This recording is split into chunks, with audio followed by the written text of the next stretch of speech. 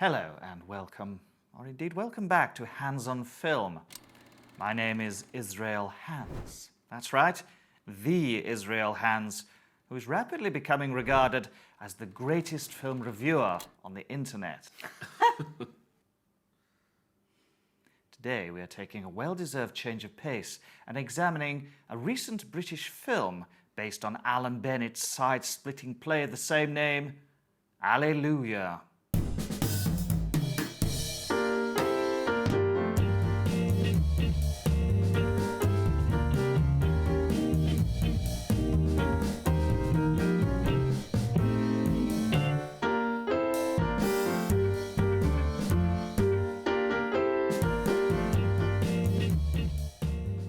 I have been informed that I am delighted to welcome back so-called reviewer. Israel, Annie is not a so-called reviewer. You said it. Maybe Israel is challenged by a strong female opinion. Ben, did you hear something? Whilst we're on the subject, why did you mention Alan Bennett in the intro and not Heidi Thomas? Who? She wrote the screenplay. The what? Was it because she is a woman? No, it is because he's an idiot. The piece is set in a small, generic hospital. A generic hospital. Yes, you know, for old people.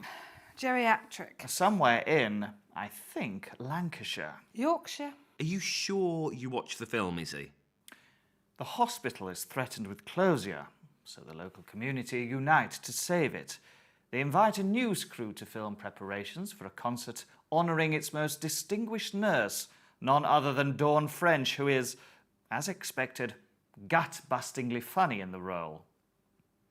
There is a doctor called St. Valentine who does some doctoring things, and lots of ill people, including Derek Jacobi and Helen Mirren. Helen Mirren wasn't in the film. Yes, she was. Izzy, who do you think Helen Mirren is? Well, she played M in Bond. You're thinking of Judi Dench. I don't think so. I've noticed. Anyway, someone, whose name I can't recall, has come up from London. Russell Tovey, playing Colin Coleman. Officially to visit his sick father, the caretaker at Hogwarts. David Bradley, playing Joe Coleman. But unofficially to assess the hospital for closure, as he works for the MOT. Izzy, why would the Ministry of Transport be interested in a hospital? Good question.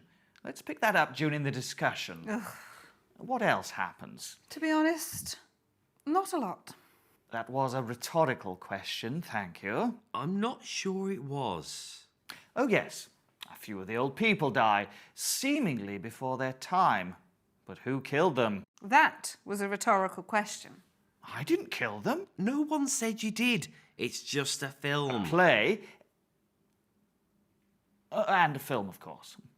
Anyway, spoiler alert, it was Jennifer Saunders. You really should give more time after saying spoiler alert so that people can avoid the spoiler if they want. True. Maybe we should put up a sign. Or you could just stop spoiling films. Although with this film that would be tricky. So, I think we've unwittingly moved into the discussion portion of the review. I have a question. Go on, Annie. Regarded by whom? What? I was just thinking about your intro.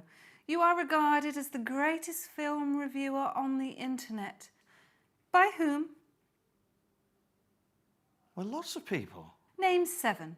Okay. John. John doesn't really know what a film is, does he? Ben. Keep me out of this. Shady. That is probably true. So you managed one person. Look, not that I'm not enjoying this, but perhaps we could keep the discussion to the film. Thank you, Ben. So, I loved it. It was an hilarious comic romp about the North being backwards and old people dying. It wasn't really a comedy. I did say it was on the publicity. Maybe so, but it wasn't funny. How dare you? Alan Bennett is a national treasure. I never said he wasn't, but this is not one of his stronger plays, and I'm struggling to see any justification for adapting it to film. To make money, I guess. I'm sure that's right. But, artistically speaking, how did it exploit the medium of cinema? What are you talking about? Have you actually watched the film? Well, Easy. I watched County Rutland amateur players perform the play, and I read the cast list. Why agree to review it then? I like reviewing stuff with Annie. I think that we are forming a satisfactory professional relationship. What? Really? No. Gotcha. So, you did watch the film? Oh no, I don't like it when plays are adapted into films. It rarely works. On that point, I think we can agree. Shall we explore the negatives first and then the positives? Well, she should have started much earlier, but I liked it when she started killing the old people. When she killed them? Yes.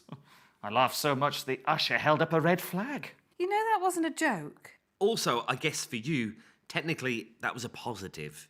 In his bizarre way, he does hit on an interesting point. Who's he, the cat's father? The main negative was that there were so many major issues: tax, social care, unions, picket lines, homophobia, so-called mercy killings. Were we watching the same play? Film.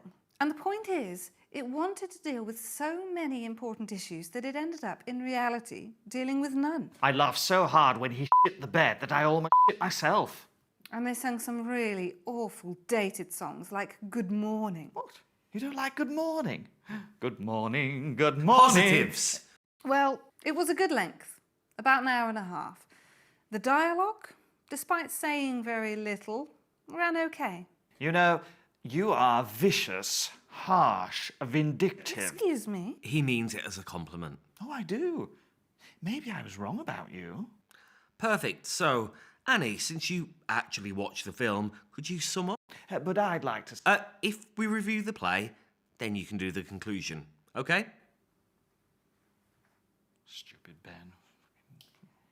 Despite touching on a number of interesting points, Allelujah is a slow watch. It's in the same vein as a number of twee, cutesy British films such as The Full Monty, Calendar Girls. You didn't like Calendar Girls? If you like those films, you will probably like Allelujah. If not, best avoid it. And we're clear. So, fancy reviewing The Graduate with us? Absolutely not.